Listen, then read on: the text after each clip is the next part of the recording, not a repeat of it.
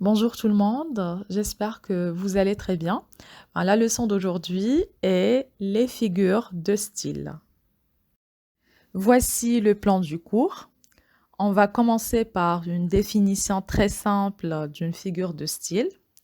Ensuite, on va découvrir ensemble les différentes catégories.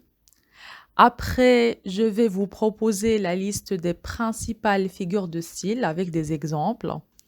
Enfin, un tout petit test qui vous permettra d'évaluer votre compréhension du cours. Tout d'abord, qu'est-ce qu'une figure de style? La figure de style est un procédé qui consiste à exprimer une idée et à l'enrichir au-delà de la simple communication du message. Cela veut dire tout simplement qu'une figure de style permet d'exprimer une idée de façon qui s'écarte, qui s'éloigne de l'ordinaire, du normal. Pourquoi les utiliser? C'est tout simplement pour éveiller l'intérêt du lecteur, pour susciter son attention, le convaincre et le séduire par la belle parole. Les figures de style s'organisent dans différentes catégories selon leur sens et leur portée. Ces catégories, ou bien les principales catégories, sont les figures de style de répétition et d'insistance, d'amplification et d'atténuation, d'opposition, de substitution, d'analogie. Il y en a d'autres effectivement. Là, je vous ai proposé les principales catégories et je vais vous les expliquer chacune à part.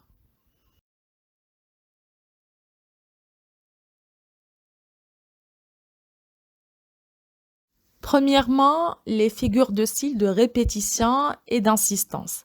Donc, ces figures de style reposent sur la répétition. Nous savons tous c'est quoi une répétition, répéter un mot, ou bien une structure de phrase, un groupe de mots, afin de mettre en valeur une idée. Donc, parmi les figures de style de répétition et d'insistance, on trouve l'anaphore. L'anaphore, c'est tout simplement le fait de répéter un mot ou un groupe de mots en début de phrase ou bien de vers de proposition selon le type de texte. Donc, vous avez Rome, l'unique objet, ça c'est un exemple. Rome, l'unique objet de mon ressentiment. Rome, à qui vient ton bras d'immoler mon amant. Donc déjà en rouge, j'ai mis en valeur les mots qui se répètent. Donc Rome, Rome, et les deux mots se répètent en début de phrase, donc c'est l'anaphore. La répétition, c'est une autre figure de style et c'est une figure de style qui consiste à répéter un mot plusieurs fois dans le texte, mais les mots répétés sont séparés dans la phrase ou dans le texte. Donc déjà un exemple très simple, la terre était grise, le blé était gris, le ciel était gris, donc on répète le mot gris dans le texte ou bien dans la phrase. Le parallélisme. Le parallélisme consiste à reprendre la même construction de phrase ou le même rythme en deux endroits d'un énoncé. Tout simplement, là, on répète pas vraiment des mots ou bien des groupes de mots, mais on répète la structure de phrase. C'est-à-dire, si vous avez sujet, verbe, complément, et là, vous trouvez ensuite après, juste à côté, sujet, verbe, complément. D'accord? Vous avez l'exemple, j'ai tendresse pour toi. J'ai passion pour elle. Déjà, il y a un rythme, une tonalité, on dirait que ça fait partie d'une chanson. Donc, j'ai tendresse pour toi, j'ai passion pour elle. La structure de la phrase une, j'ai tendresse pour toi. C'est pas une phrase, c'est une proposition. Et la même structure de la deuxième proposition, j'ai patient pour elle.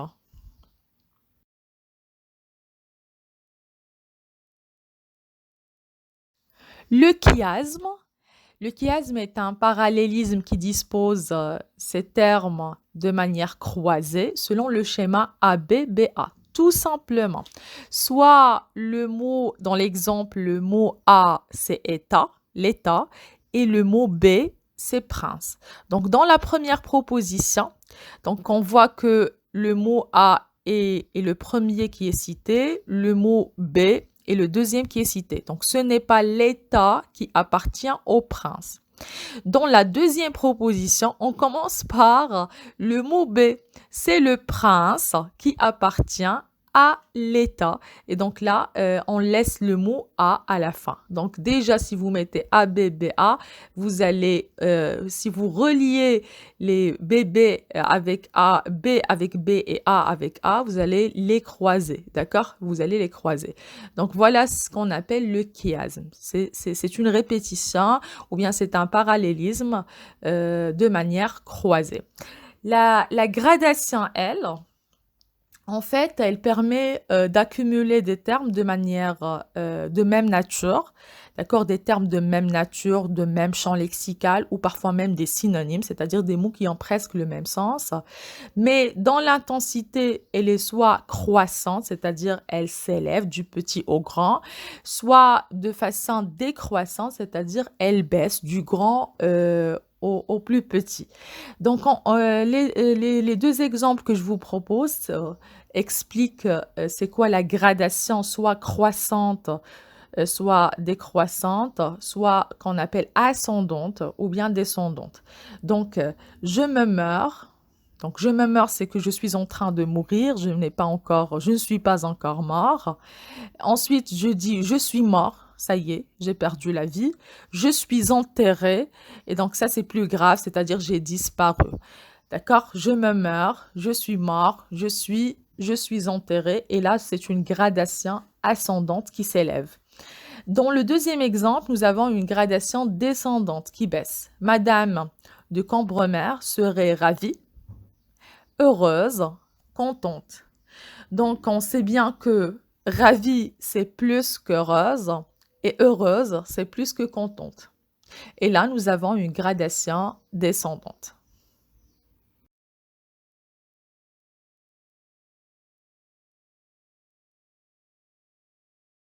Deuxièmement, les figures de style d'amplification ou d'atténuation. Bon, amplification, atténuation, c'est tout à fait le contraire. Amplifier, ça veut dire accentuer la force d'une idée, exagérer. Et l'atténuation, ça permet de faire l'inverse, ça permet d'atténuer, d'adoucir la dureté d'une réalité ou bien d'un sentiment, ou bien d'une émotion.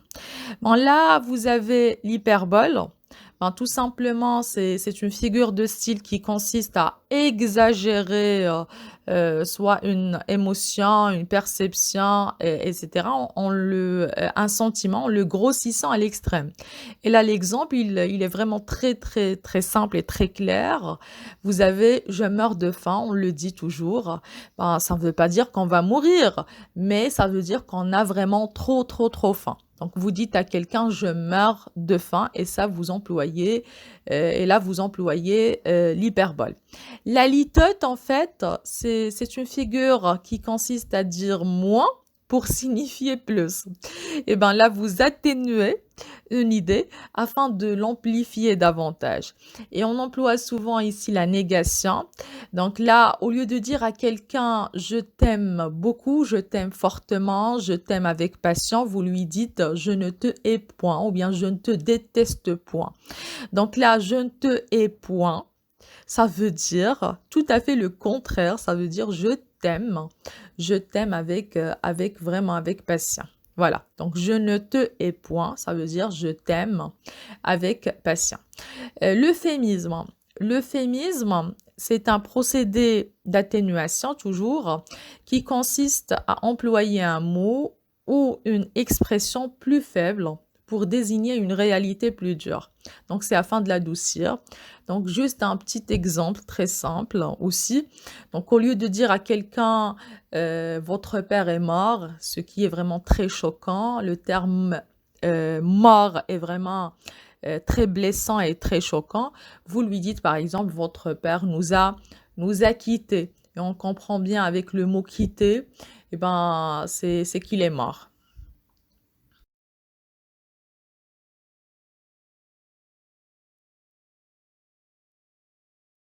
Troisièmement, les figures de style d'opposition.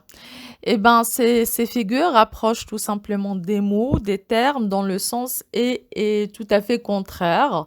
Donc le but est de créer un effet de contraste pour souligner peut-être la tension entre deux idées, deux personnages, etc. Parmi les figures d'opposition, on trouve l'antithèse. L'antithèse, elle rapproche deux éléments opposés au moyen d'une construction symétrique. Genre de parallélisme comme on avait vu, mais c'est un parallélisme qui rapproche des éléments vraiment qui sont opposés.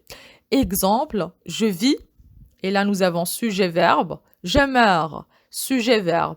Verbe 1 est tout à fait le contraire du verbe 2. Donc comment ça se fait que je vis et je meurs? Je me brûle et me noie. Donc déjà, brûler, on se brûle dans le feu ou bien avec le feu et on se noie dans l'eau. Donc déjà, les deux termes ou bien les deux verbes sont vraiment opposés. Il y a l'oxymore. L'oxymore, c'est quand on a deux mots opposés, contraires, qui sont juxtaposés, c'est-à-dire l'un à côté de l'autre, ou bien ils sont coordonnés, c'est-à-dire reliés avec une conjonction de coordination, comme par exemple et, ET. Le but est de créer un effet inattendu, un effet surprenant. Et l'exemple témoigne d'ailleurs, cette obscure clarté qui tombe des étoiles. Bon, déjà, obscur, c'est un adjectif qui renvoie au noir, il n'y a pas de lumière, et la clarté, c'est de la lumière. Donc, comment ça se fait qu'une clarté soit obscure? Le paradoxe. Le paradoxe, pardon, est un énoncé qui paraît contenir une contradiction. Donc parfois, quelqu'un vous raconte quelque chose et vous lui dites, il y a dans ce que vous dites une contradiction. C'est-à-dire des choses illogiques qui se contredisent. Et l'objectif du paradoxe, ou bien l'utilité du paradoxe, c'est qu'il permet de remettre en cause les évidences, c'est-à-dire remettre en cause, interroger ce que l'on pense réel, ce que l'on pense que c'est une évidence. Bon, là, l'exemple, on est quelquefois aussi différent de soi-même que des autres. Donc, comment ça se fait que l'on soit différent de soi-même? On sait bien qu'on est différent des autres, ça c'est une évidence, mais être différent de soi-même, c'est tout à fait, c'est une contradiction, d'accord? Comment peut-on être différent des autres et en même temps différent de soi-même? Ça s'appelle le paradoxe.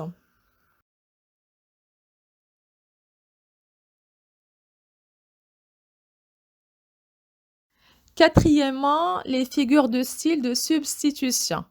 Quand on entend parler de substitution, on comprend qu'il s'agit de remplacer un mot ou bien une idée par un autre mot ou bien une autre expression, et cela pour apporter une nuance ou bien un effet inattendu. Ben, euh, dans les figures de style de substitution, on trouve la métonymie. Voilà. Donc, la métonymie, c'est le fait de remplacer un mot par un autre terme avec lequel il entretient une relation logique. Bon, vous dites exemple logique, c'est-à-dire une relation de sens. Vous dites boire un verre. On le dit souvent, j'ai bu un verre. Eh ben, on sait bien qu'on ne peut pas boire le verre, c'est-à-dire l'objet, mais on boit le contenu du verre, c'est-à-dire le liquide qui s'y trouve, soit de l'eau, soit un jus. Donc, au lieu de dire, par exemple, je bois, ou bien un verre de thé, par exemple. Donc, au lieu de dire boire, je bois de l'eau, d'accord, c'est le contenu. Vous dites je bois un verre et on comprend que vous avez remplacé le contenu liquide par le contenant, c'est-à-dire l'objet, le verre. Il est sorti d'une Peugeot ou bien il est sorti d'une Mercedes Eh ben, au lieu de dire il est sorti d'une voiture de marque Peugeot, vous remplacez tout simplement l'objet voiture par sa marque. Et on comprend qu'il s'agit de la voiture. La synecdoque. La synecdoque, c'est en fait une forme de métonymie. Mais c'est une forme de métonymie qui consiste à remplacer un mot par un autre terme avec lequel il entretient un rapport d'inclusion. Je vous explique ça tout simplement. Eh ben, au lieu de citer l'objet en entier, vous citez une partie de cet objet et on comprend que vous parlez de tout l'objet. Exemple, il y a une voile à l'horizon. Pensez bien que la voile est une partie du bateau. D'accord? Donc, au lieu de dire il y a un bateau à l'horizon, vous dites tout simplement il y a une voile à l'horizon. D'accord? Donc là, vous choisissez d'évoquer, de citer la partie du bateau pour désigner le tout. Donc, c'est la partie pour désigner le tout. Je vous donne un autre exemple, très simple. Vous dites par exemple, j'ai trouvé un toit. J'ai trouvé un toit. Donc, le toit, normalement, avec T-O-I-T, c'est une partie de la maison. D'accord? C'est la partie supérieure d'une maison qui couvre une maison. Donc, au lieu de dire j'ai trouvé une maison, vous dites tout simplement j'ai trouvé un toit. Et on sait bien que vous avez trouvé une maison. Ou bien vous dites par exemple maintenant avec le confinement et avec le coronavirus, vous dites ça, depuis par exemple le début du confinement, je n'ai pas mis le nez dehors. Donc, je n'ai pas mis le nez dehors, cela veut dire tout simplement que vous n'êtes pas sorti. D'accord? Donc là, le nez désigne tout le corps. Au lieu de dire, de désigner le tout, vous désignez juste une partie de votre corps, le nez, et on comprend que vous n'êtes pas sorti depuis le début du confinement. Ben, la périphrase, elle remplace un mot. C'est le fait de remplacer un mot par une expression qui le définit. Vous dites par exemple le pays du soleil levant. Donc l'expression pays du soleil levant, on sait bien qu'elle renvoie au Japon. Ou bien vous dites le vieux continent. Et on sait bien que le vieux continent ici, c'est l'Europe.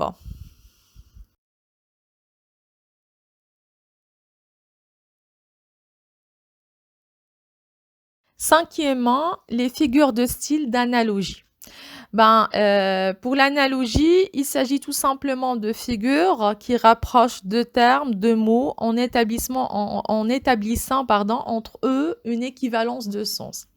Donc déjà, pour employer des figures de style d'analogie, il faut avoir un point commun qui permet de rapprocher, d'établir une équivalence de sens entre deux termes, entre deux mots.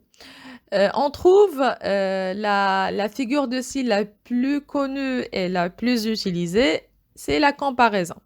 Ben, la comparaison, elle met en relation deux termes ayant un point commun, d'accord? Un comparé et un comparant, et cela à l'aide d'un outil de comparaison comme, tel que, ainsi que, semblable à, de même que, etc. Exemple, vous avez la musique souvent me prend comme une mer. Donc déjà, on sait que la mer, si vous essayez de vous jeter dans l'eau ou bien dans une mer, elle va vous porter, hein, elle va vous prendre, surtout si vous ne savez pas nager. Et là, la musique, elle a le même effet, d'accord, que la mer. Donc, si vous aimez de la musique, elle va vous prendre comme la mer peut vous prendre aussi. Donc ici, c'est de la comparaison et j'ai mis en rouge l'outil de comparaison. La métaphore, elle, c'est une comparaison sans outil de comparaison.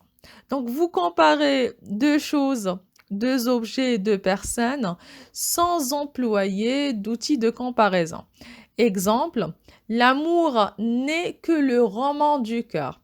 c'est-à-dire l'amour est l'histoire du cœur. Dans cette phrase, nous comparons l'amour à un roman, d'accord?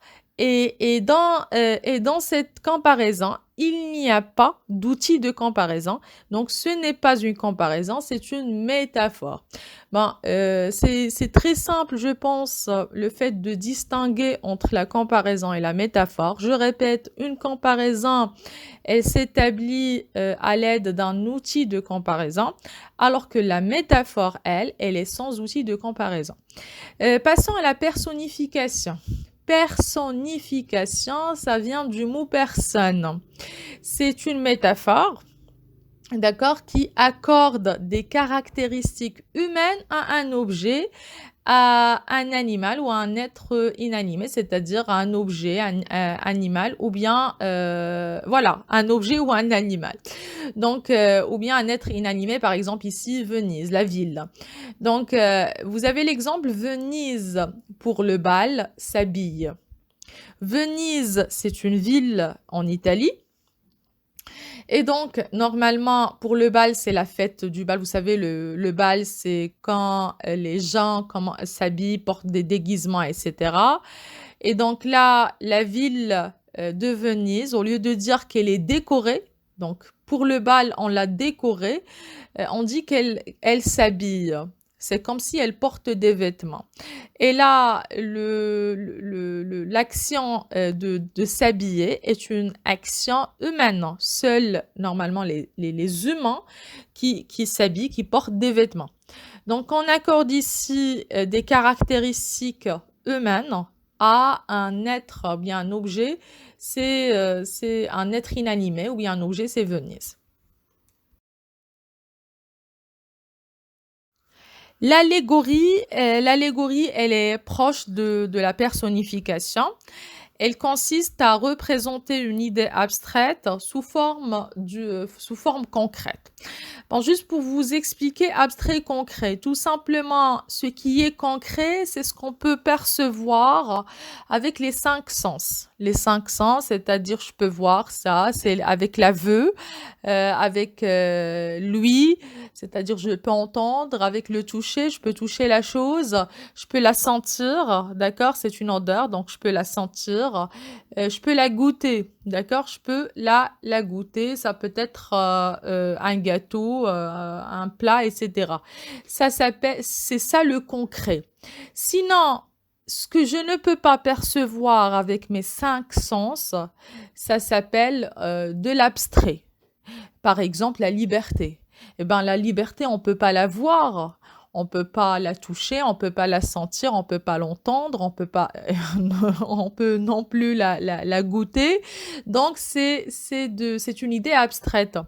Mais là dans la phrase la liberté guide le peuple, eh ben on a présenté l'idée abstraite, la liberté, de façon concrète. C'est comme si on est en train de voir la liberté en train de guider le peuple, de l'orienter, de le guider. La même chose pour le temps. Le temps, ça ne se voit pas, ça ne se touche pas, ça ne se goûte pas, ça ne s'entend pas. Mais par contre, dans cette phrase, on accorde des caractéristiques humaines à une idée qui est vraiment très abstraite. Le temps mange la vie. Et on sait bien, ça veut dire quoi, le temps mange la vie.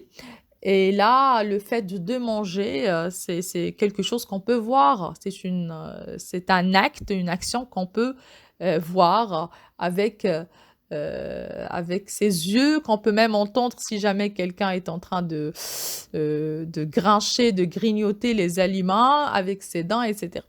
Voilà, donc j'arrive à la fin des figures de style. Je vous ai cité, il y en a d'autres bien évidemment, mais je vous ai cité les principales figures de style que vous pouvez trouver souvent dans les romans, dans les récits et dans la littérature. Donc à la fin, voilà le test dont je vous ai parlé. Avec l'énoncé de l'exercice très simple, identifie la figure de style dans chaque phrase. Voilà les phrases que je vous propose et pour vous aider. J'ai mis les mots qui peuvent vous aider à trouver la bonne figure de style. Je les ai mis en gras. Donc, je suis mort de fatigue. Sous le soleil torride, j'ai chaud, je transpire, je fends comme du beurre. L'arbre étend ses bras dans la nuit froide. Le vieux continent est confronté à une crise économique sévère. Trouvez des mots forts comme la folie. Trouvez des mots couleurs de tous les jours. Trouvez des mots que personne n'oublie. Je viens de lire un Zola. Je ne suis pas mécontent de mon travail. La Terre est un vaste atelier où on ne chôme jamais. Le roi des animaux fascine les enfants. Donc, j'aimerais bien que vous lisiez les phrases et que vous essayiez, à l'aide de ce que l'on avait vu, de trouver la bonne figure de style avant de passer au corrigé.